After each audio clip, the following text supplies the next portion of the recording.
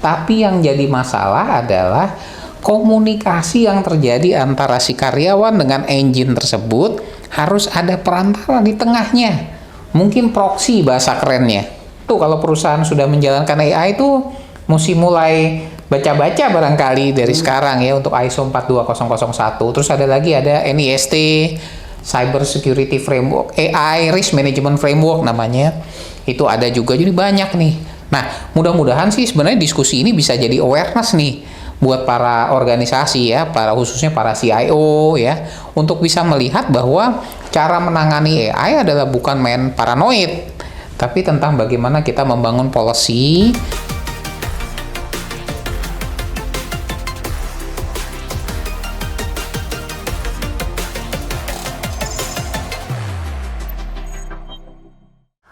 Halo teman-teman, bertemu lagi dengan saya Wisnu Nugroho di acara Secure Bytes. Secure Bytes sendiri adalah podcast dari CIO Insight yang khusus membahas soal cyber security.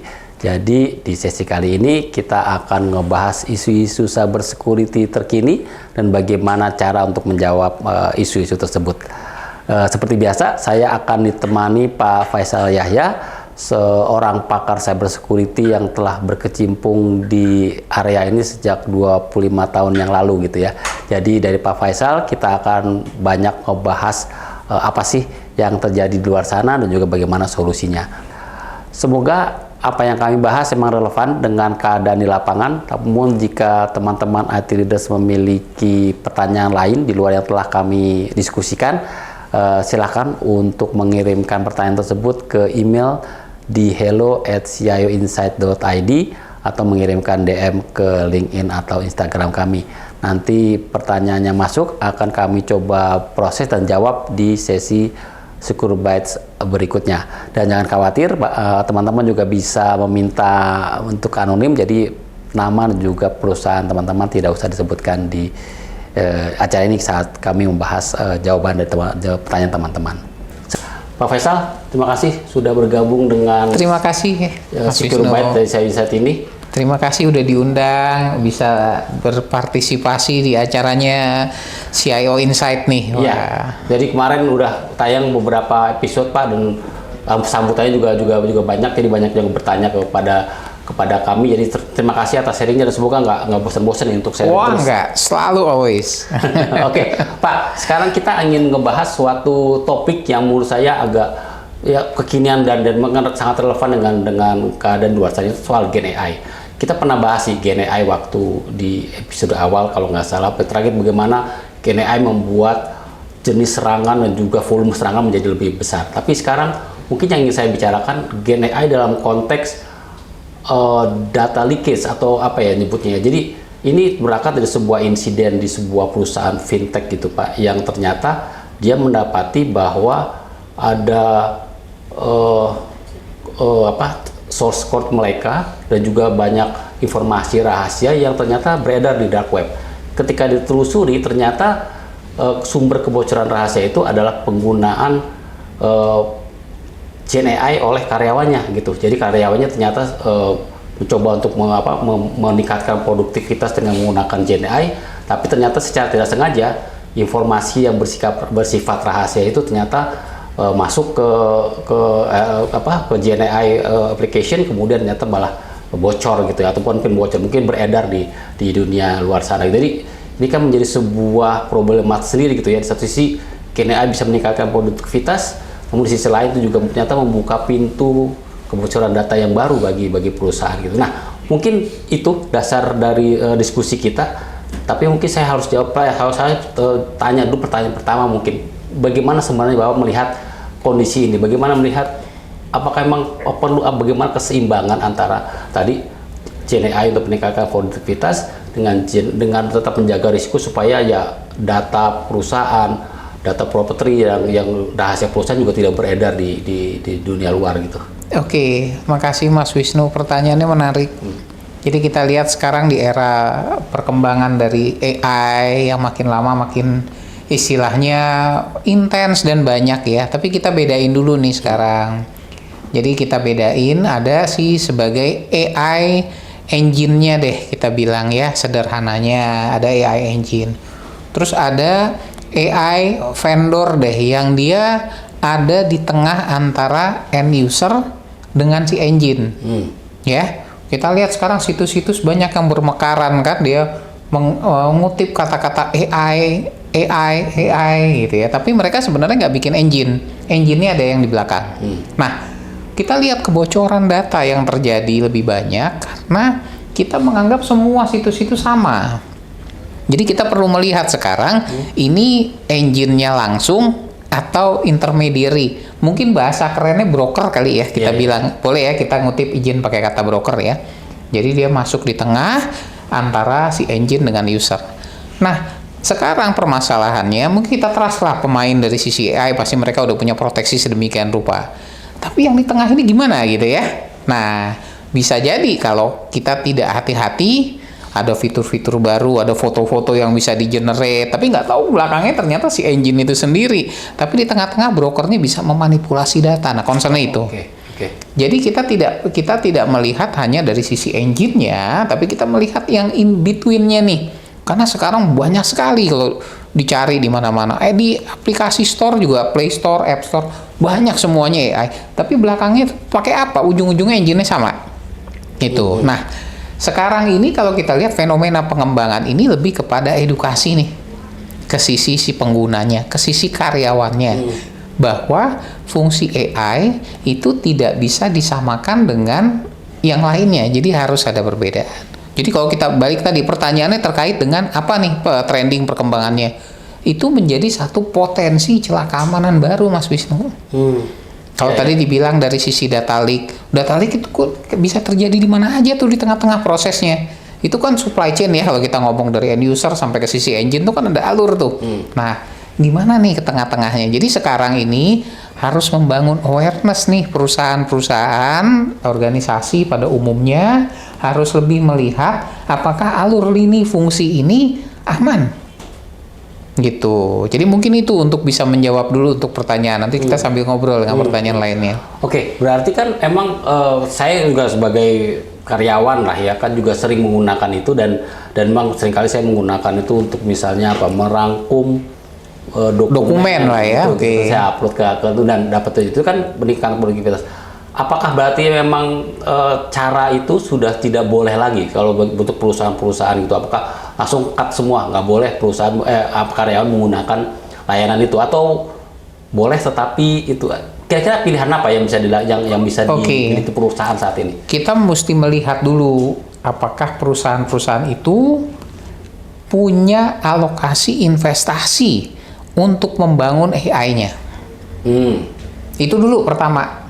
Ya, kadang-kadang ada teman-teman bilang bisikin gitu, untuk cyber security aja kayaknya masih tarik-tarikan nih Pak gitu. Gimana mau kita implementasi? Gimana kalau kita implementasi AI gitu ya? Nah, tapi saya anggap adalah misalnya kita bicara skenario bahwa investasi itu ada untuk AI, maka sebenarnya lebih disarankan bagaimana perusahaan itu bisa membangun private AI, Mas.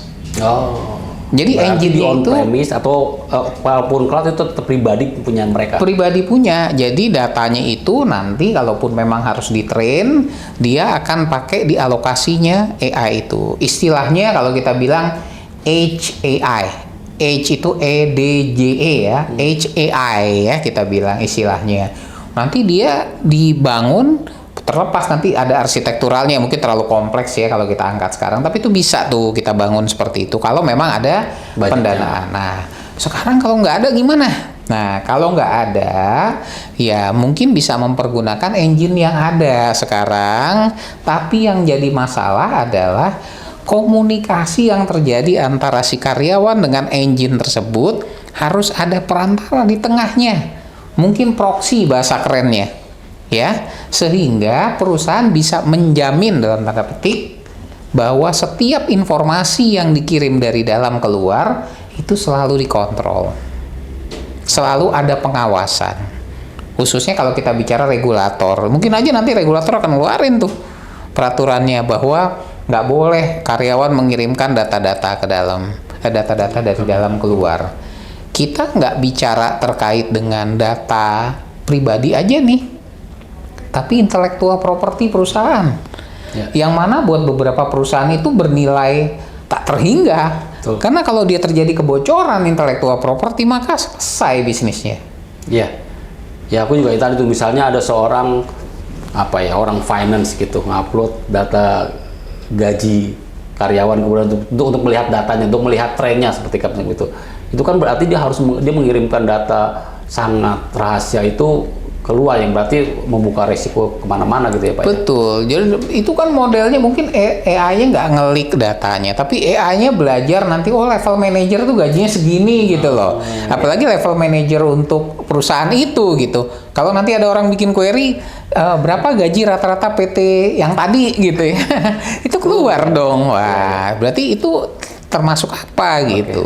Oke, tadi Bapak menyebut proxy, berarti memang kira-kira gambaran besarnya seperti ini ya, bahwa ketika setiap kali query yang dilempar dari dalam ke engine AI tersebut akan dianalisa, kemudian dari analisa itu bisa di stop tuh kalau memang ternyata tidak sesuai dengan regulasi atau dengan governance. Oke, baik. Gimana?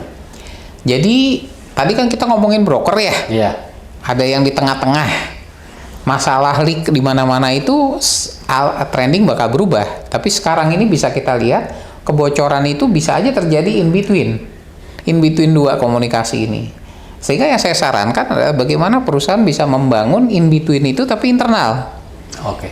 Jadi situs asli engine-nya bisa ditutup. Tapi ada satu tools atau apps yang dia bisa nyambung. Jadi malah lebih menguntungkan, perusahaan bisa bayarkan untuk on behalf of karyawannya, nggak usah subscribe sendiri gitu kan. Perusahaan bisa subscribe kan, lalu di situ bisa dikirimin tuh. Perusahaan bisa, karyawannya bisa nge-link, maksudnya dia bisa kirim data dengan dimonitor. Nah, mekanismenya bisa ada dua, bisa stop and go, dalam artian di stop dulu, kalau dilihat valid baru datanya diterusin, atau bisa aja di mirror, setiap request akan dilangsungkan tapi perintahnya itu di log, dicatat. Jadi bisa dianalisa di kemudian hari. Bisa dianalisa dan bisa diberikan sanksi-sanksi kalau memang relevan. Karena kita nggak bisa stop growing AI, ya. Dan juga faktor lain perlu dipertimbangkan kalau memang perusahaan ingin memberikan investasi untuk private engine AI, berapa cost-nya? Gitu. Terus apakah itu memang sesuai dengan produktivitas? Jangan-jangan mungkin tools AI-nya dipakai untuk makeup muka gitu ya, barangkali ya, biar lebih apa gitu ya kan, malah menyalahi produktivitas. Itu kan bagian dari yang dikontrol. Jadi bukan hanya leaking data aja, tapi kita mesti bicara banyak sekali faktor-faktor yang bermain di situ. Nah, mekanisme ini bisa dipilih. Nah, ini sebenarnya harus dirumuskan oleh tim khusus yang ditunjuk oleh perusahaan, Mas Wisnu. Jadi ini terlalu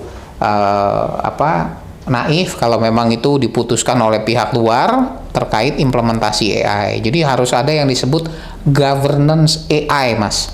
Oh, jadi itu tim khusus berarti ya yang ada tim khusus lintas fungsional departemen.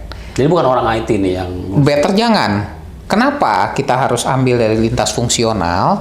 Karena di samping tim ini menentukan arus komunikasi keluar, tim ini juga harus menentukan klasifikasi data.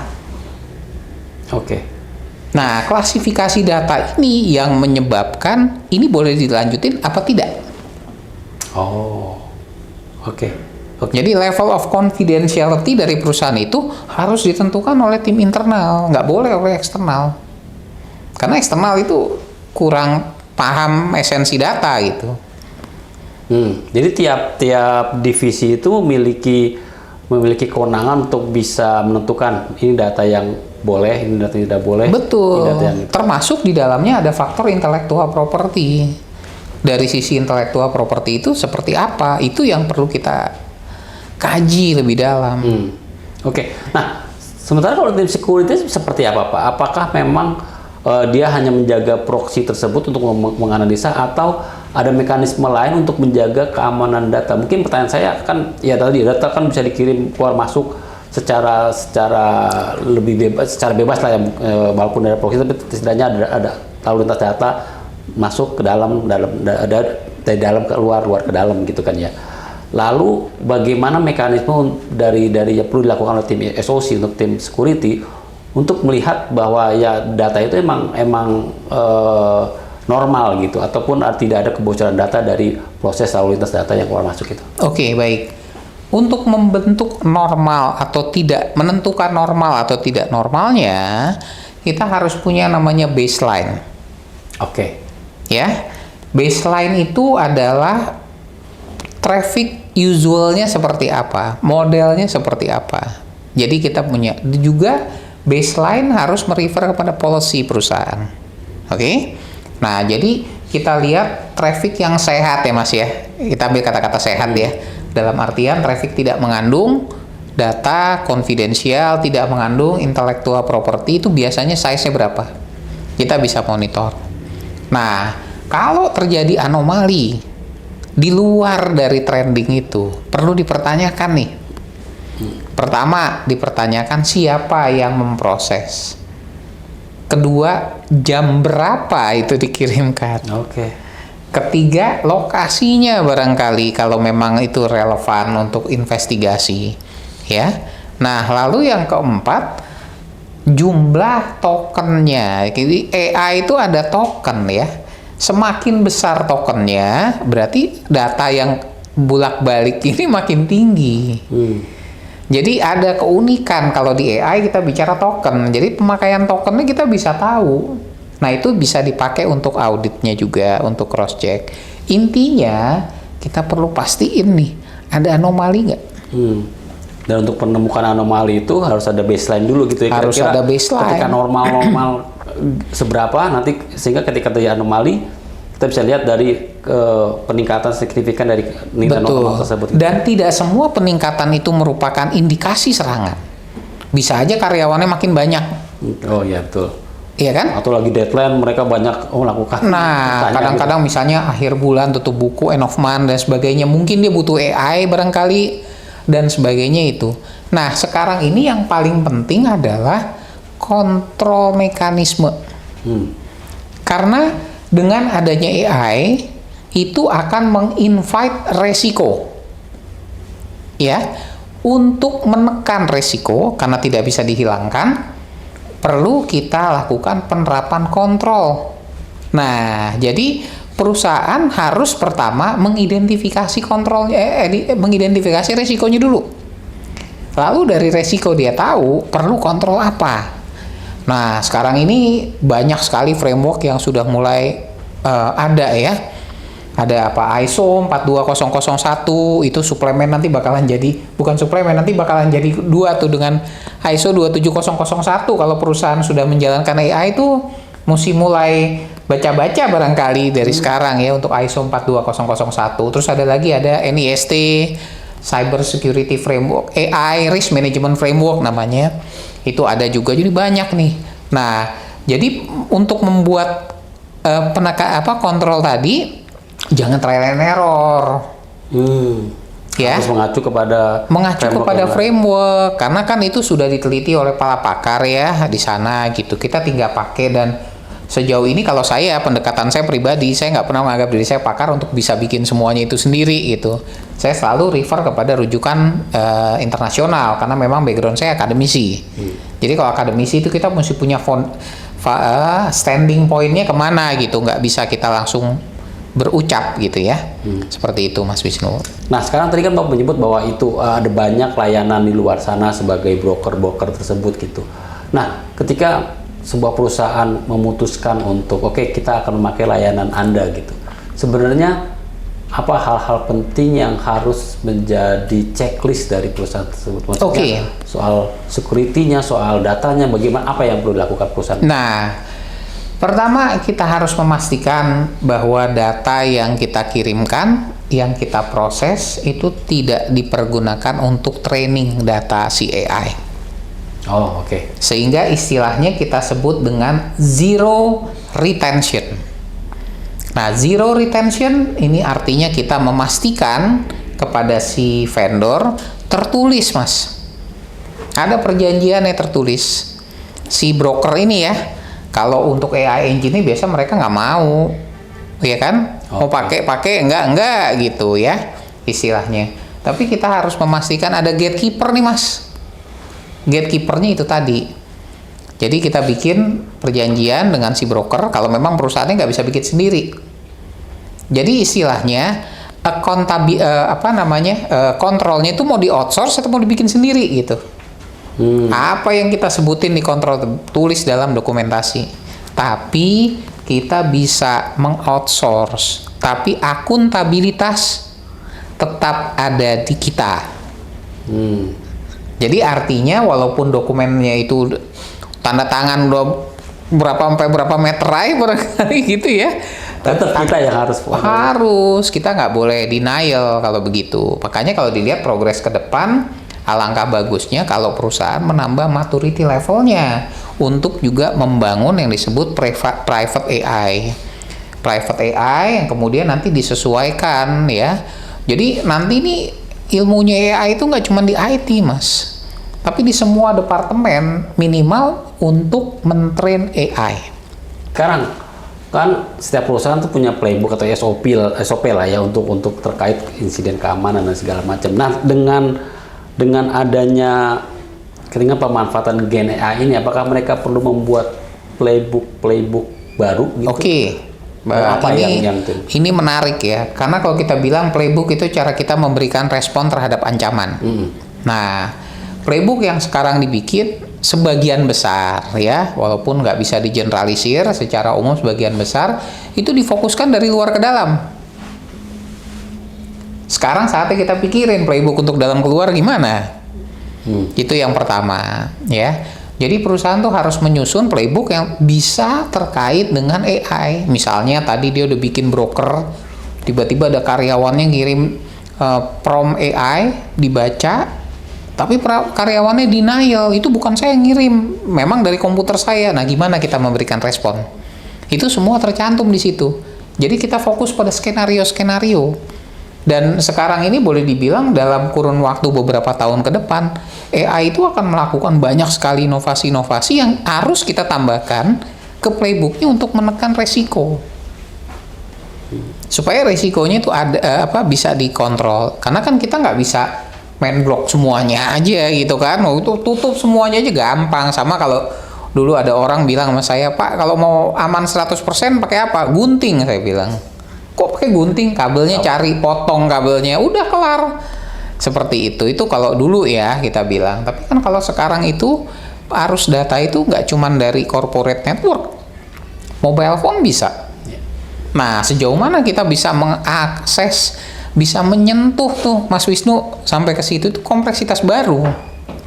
Akhirnya ada satu perusahaan yang kemarin ngobrol-ngobrol, saya aktifin paranoid policy aja deh. Tahu paranoid policy? Paranoid policy itu kalau perusahaan udah aktifin, dia blok semua, nggak ada solusi.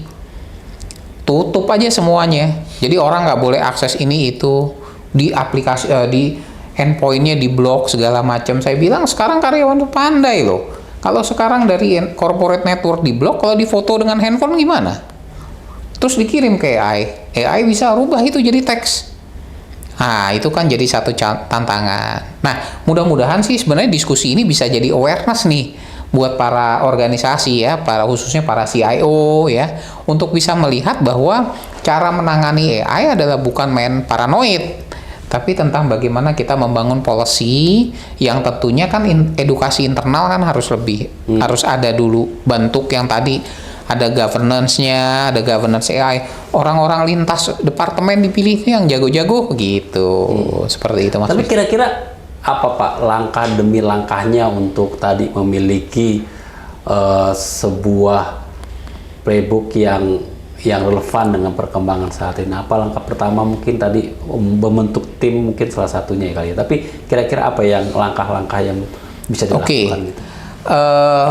Kita bicara di luar AI, kemampuan deteksi cyber security terhadap dinamika perkembangan yang ada di luar kan udah jago nih. Kita bisa lihat ada perubahan gini, kita follow, kita bikin proteksinya. Yang namanya playbook itu bukan dokumen mati, tapi living dokumen. Artinya kontennya nanti diupdate terus. Nah, untuk sampai ke situ, sistem deteksi perusahaan harus bagus dulu, Mas. Gimana kita mau bikin playbook kalau kita kagak tahu traffic yang bolak-balik apa gitu loh, ya kan? Nah, either tadi misalnya pakai satu endpoint yang barangkali bisa proxy untuk bisa ditampung request user, nanti dia di situ bisa dilihat ya kan. Orang kan kalau nanti bilang all the traffic will be audited, sama kayak kita punya CCTV nih Mas, ya kan. Kalau kita pasang CCTV, ada maling masuk, kan itu CCTV nggak bisa turun sendiri mentungin tuh maling, nggak bisa kan, tapi dia mencatat kan trafficnya. Oh, ini ada maling nih gitu ya, ada orang jahat nih, CCTV dipakai untuk pembuktian. Nah begitu pula ini Mas Ya. Jadi cuman deterrent namanya. Deterrent tuh pencegahan. Jadi bikin orang mikir 2-3 kali gitu. Kalau trafficnya dimonitor, wah ini saya harus hati-hati nih mengutarakan kata-kata atau apa dan sebagainya. Nah itu harus kembali ke policy perusahaan. Jadi pertama kali lo mau punya yang namanya playbook, mungkin kalau kita list ada berapa langkah di depannya akan panjang. Tapi pertama kali dia harus tahu traffic AI-nya. Dari situ kita akan dibangun kemudian satu persatu sehingga kita memiliki playbook yang benar-benar komplit dan menjawab benar-benar bisa komplit. Dan lagi pula kita bicara bukan playbook terkait dengan kebocoran data atau intellectual property aja, tapi kita baca playbook jangan sampai nanti ada yang disebut prompt injection. Prompt injection itu bikin si AI mengeluarkan semua informasi konfidensial yang dia punya. Itu bahaya. itu bisa terjadi ya? Bisa. Tekniknya sekarang sudah makin banyak. Jadi ketika si perusahaan membangun yang namanya private AI, dia harus berpikir prompt injection risk. Jangan sampai nanti AI-nya, karena yang penting punya itu ya, taruh di ujung. Ntar kalau dilihat udah aman kok, kita udah protect semua karyawan kita akses ke sini, tapi diinjek dengan prompt, jadinya jadi insider threat Mas. Iya. Bener kan? Ada karyawan misalnya, kalau dulu mau akses confidential private company ada username passwordnya. Sekarang ada di AI aja, istilahnya AI-nya dirayu gitu ya. Ada semua tuh ya. Muntah semua datanya. Waduh, itu sampai seberapa itu kita mesti lihat di situ faktornya. Jadi security-nya bukan hanya untuk memonitoring data yang keluar. Jadi fungsi pencatatan itu juga untuk membantu apakah AI memberikan respon yang benar Mas. Jadi pencatatan yang tadi kita lihat dengan proxy itu bukan untuk dari dalam keluar, tapi berlaku dua arah.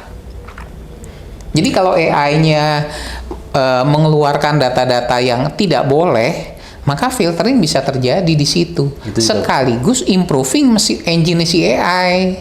Kamu nggak boleh ngomongin begini kalau karyawan saya tanya. Misalnya ditanya karyawannya, berapa gaji direksi? Terus dikeluarin gitu. Nah, kita juga mesti bisa bayangkan beberapa tahun ke depan. Mungkin dengan penerapan AI yang makin ekstensif seperti ini, perusahaan nggak butuh database. Iya kan? Sekarang kalau kita coba keluarin list gaji bulan ini, bisa dari AI. Karena datanya di situ AI udah tahu. Jadi dia jadi single tuh database sendiri kan. Nah, kalau kita akses database perusahaan ada username password.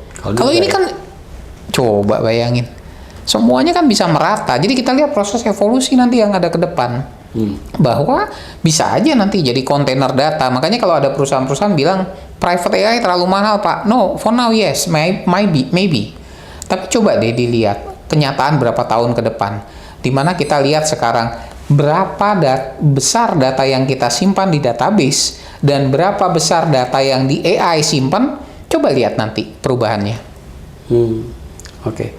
Tapi memang saya ingin menegaskan bahwa memang diskusi kali ini kita tidak mencoba untuk nakut-nakutin perusahaan. Bukan, kita bangun awareness ya. Tapi memang kita membangun awareness bahwa memang Gen AI dengan segala kelebihannya memang menawarkan peningkatan produktivitas, tapi di satu sisi kita juga harus paham ada resiko yang muncul dari adopsi yang kita lakukan tersebut. Ya? Sebenarnya bukan dengan angle kita menakut-nakuti, tapi justru kita memberikan fakta kepada perusahaan. Kalau memang yang denial, udahlah AI itu nggak bakalan ini, cuma sebentar hype doang, nanti turun lagi. No, karena udah makin banyak organisasi, bahkan peneliti-peneliti internasional sekarang sudah mulai khawatir dengan proses perkembangan AI yang nggak punya governance-nya pada setiap perusahaan. Ya, jadi esensinya sekarang embrace resiko itu dengan penerapan kontrol. Jadi bukan di denial dan bukan paranoid. Oke, Pak Faisal, kayaknya sudah semua pertanyaan tentang yang tadi tentang risiko dari risiko dari adopsi Gen AI sudah terjawab semua. Terima kasih atas sharingnya. Dan sekali lagi teman-teman, ini bukan nakut-nakutin, ini hanya kita ingin diskusi, ini hanya ingin mengingatkan teman-teman bahwa ya tadi Gen AI memiliki resiko yang harus kita antisipasi, sehingga ketika kita adopsi kita tahu resiko itu apa, dan juga tadi kita tahu bagaimana cara mengelola resiko tersebut gitu. Demikian sekali lagi Pak Faisal, terima kasih atas waktu yang telah diberikan untuk datang ke kantor kami dan sharing insight yang menarik seperti ini. Terima kasih. Kita ketemu minggu depan untuk topik-topik yang lain. Pasti Mas. Oke. Thank you. Oke teman-teman IT Leaders, demikian podcast Secure Bytes kali ini. Semoga apa yang kami bicarakan di sesi ini menarik dan juga bermanfaat bagi teman-teman semua. Sampai berjumpa di podcast Secure Bytes berikutnya. Salam.